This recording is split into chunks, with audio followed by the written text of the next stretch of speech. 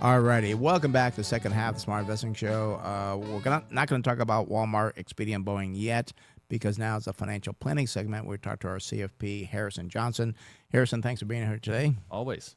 And we're talking about today, and I've talked about this. I'm glad you're going to dive down deeper into this.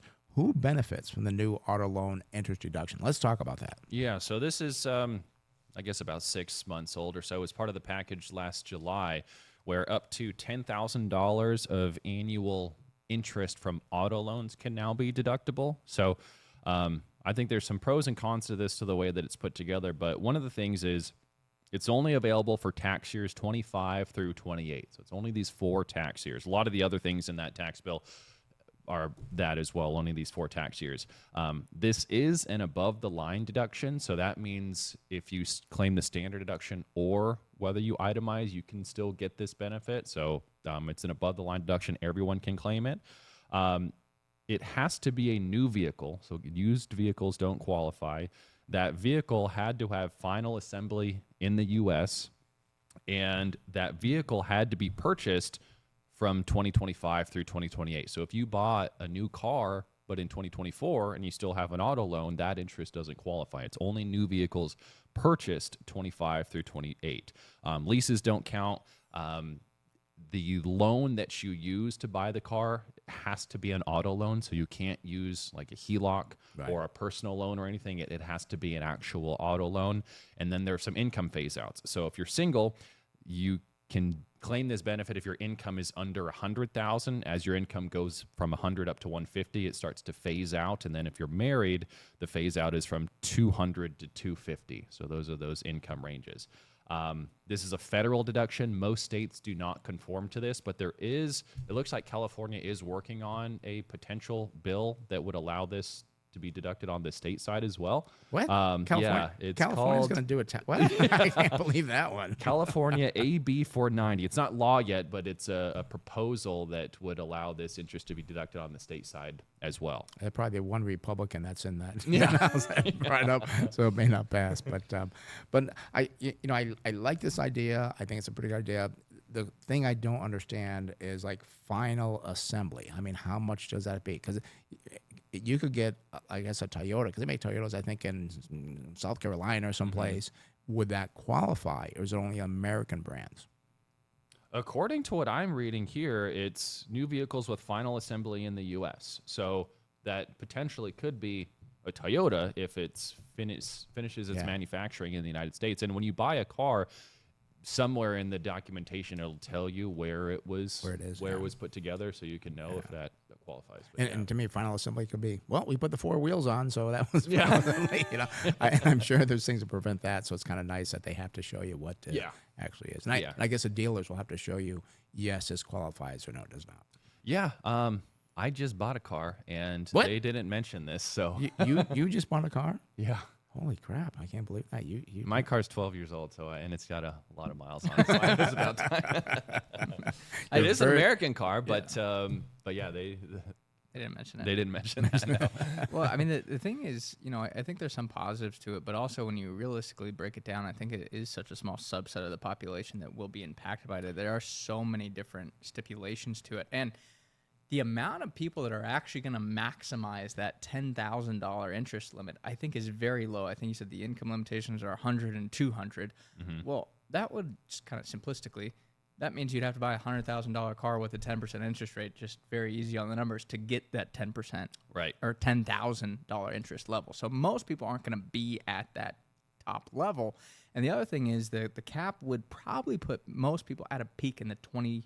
22, yeah. Federal tax so I was going to bring that up because you're right. The $10,000 to me seems almost irrelevant because most auto loans don't have that much annual interest in a year. A $50,000 loan at 5% is $2,500. Yeah. So the other thing is, if you do qualify and you can claim it and your income is within the limits and everything, you're either going to be in the 10, 12, or 22% tax bracket. So depending on how big this auto loan is, your actual tax savings is going to be on the low side, maybe $100. On the higher side, maybe $1,000. So that's kind of the range of, the benefit that'll come along here. And I think it does help. I mean, we're kind of spoiled here in California. Everybody makes high incomes and so forth. It's not that way in Arkansas, Alabama, and Kansas and stuff like that. So there's others that will benefit. There, less yeah, quickly. I could see there be more people throughout the country that will benefit from this because if, as a married couple, your income can be up to 200, that's a modified adjusted gross income, so that's like your total income. The standard deduction this year is $33,000 or so, so that means your taxable income can be close to 170, and you still can qualify for this. And the 22% tax bracket starts at about taxable income of 100, so 170 is pretty far in that 22% tax bracket. So yeah, there are people that definitely will benefit from this. I think the thing that I would look at for the average person is this tax benefit is not so far and above that you should feel very comfortable going out and stretching your means to buy this new vehicle. Because again, great, maybe you save $100 to $1,000 in tax benefits. It's not going to help you out as much as you might think. You have to be careful and not be like, oh, I'm going to get the new vehicle rather than a used vehicle. And that could actually hurt you long terms in terms of your out-of-pocket costs.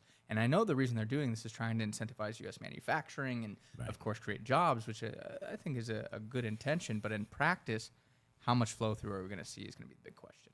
Yeah, we'll see. And I mean, it's different than a mortgage, for example. With a mortgage, you get the federal and the state deduction, which in California, since state marginal tax rates are so high, the after-tax interest rate on a mortgage is going to be less than what you would see on a car loan. Also, mortgage rates, in many cases, sometimes are a little bit lower than auto loans, depending on who's financing it. Sometimes the manufacturers will have low interest rate financing, like 1% or 2%. That's very low, and in that case, it almost doesn't really do much if the interest rate's that low. But there is some benefit, but it's you have to qualify for it. It's not all vehicles, so just because you have an auto loan doesn't mean it's deductible. It's got to be purchased at the right time, the right type of car, the right type of loan.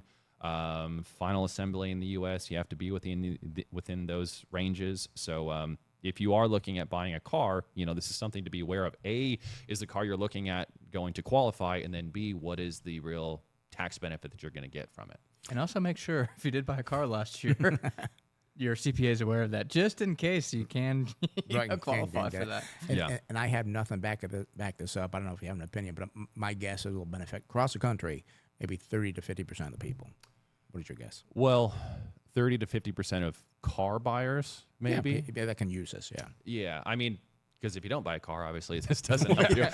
That's an important part. Yeah. So of the total number of people, because not everybody is buying cars all the time, maybe smaller, but of people who are buying cars, I don't know of people who buy cars, how many of those cars are new versus used. That'd be something that's interesting. It's got to be a new car. I think last year there was like 15 million cars sold in the U.S., new cars. New cars? Okay, so 15 is actually a pretty decent number. So there's about 330 million people or so, 350 or so. So, yeah, I mean. So maybe 7 million people will benefit. Yeah, that's a lot. That's pretty good. Amount. Yeah, it can help out. So, well, good. Well, Harrison, thank you very much. We appreciate it. And we'll talk to you more next week. Thanks, guys. All right. Again, that's Harrison Johnson. He is our CFP. If you want a free consultation with him, he is a fee-based planner. He does not try to sell you annuities, insurance. You can sit down with him, talk to him about your financial plan, your taxes, your cash flow, all these important things that you have no idea about. You want somebody to help you plan out your financial future. Give him a call at the office, 858-224-0004. Again, that's 858-224-0004. Or go to the website, smartinvesting2000.com. Again, that's smartinvesting2000.com. And send them an email. You can come up that way. So